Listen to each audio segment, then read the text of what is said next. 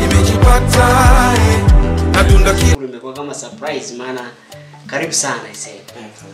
Shemeji, karibu jisikie kwa nyumbani. Na mimi pia ilikuwa hivyo. Baada ya shemeji yako kuumwa. Kweli niliweka line yangu mezani nikapotea. Sema tu kujulikana kijijini hapa ni vizuri sana. Ndio. Tumefika pale stand. Ndo tukamuulizia yule conductor wa ile gari ile kubwa ile. Ndio. Sio imeandikwaje ile. Sasa ndo akaniambia ushahama ndo unaishi hapa. Okay. Mimi moja kwa moja nilikuwa nataka niende kule juu. Kwa kweli tunashukuru sana kaka yetu. Basi karibu sana ndugu wangu. Asante sana. Nafikiri wakati mnaondoka nadhani mlikuwa mmepanga. Sasa hivi itakuwa hamna sehemu ya kufikia.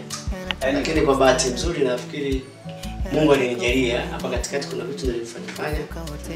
Nikajikuta na save hela nikabahatika kujenga hii nyumba. Hapo hii nyumba ni ya kwangu. Kwa hiyo mtafika tu mtaishi hapa kwa kipindi chote ambacho tutakuwa. Tunashukuru sana tunashukuru sana kabisa. Shemeji, jisikie uko huru kabisa. Naona mjini kumekupenda. Umenenepa shavu hilo mke wangu mimi huyo. Unaona sio huyu. Alikuwa amenenepa sana, sema tu magonjwa ndio yanamsumbua. Bado ile hali yake haijakaa vizuri. Sasa nashukuru Mungu kwa kweli naendelea vizuri. Mungu ni mwema. Naamini. Basi nyie karibuni sana. Asante. Jisikieni huru. Lakini pia ndugu wetu bwana yupo anaendelea kidogo na masomo. Ingawa anazingua mara Afu nafikiri ushamnunulia simu tena wewe. Hapana. Yule anapenda kuchezea simu sana. Si magemu, unajua sasa hivi, unajua kinachotofautisha sasa hivi na zamani.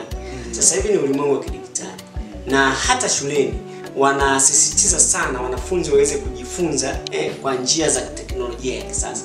Kwa hiyo tunapowakabidhi hata simu wacheze game na baadhi ya vitu ambavyo vinawasaidia hata kwenye ujifunzaji wao shuleni. Kwa sababu sasa hivi wanajifunza sana teknolojia.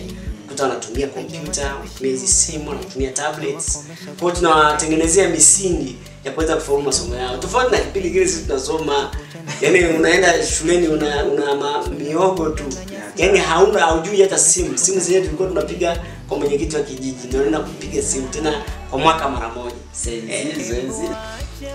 Nikuulize kitu kimoja. Kwa sasa hivi uko wapi? Mai, Kaka. hebu njoo mara moja.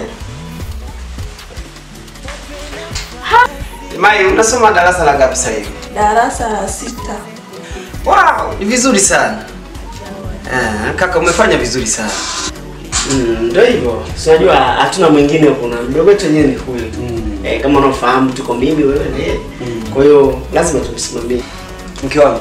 Umemwona wifi yako? Nimemuona. Mbona mjasalimiana sasa? Au ni kwa sababu hamjuani? Mlikuwa bado ndio wifi yako. Wifi.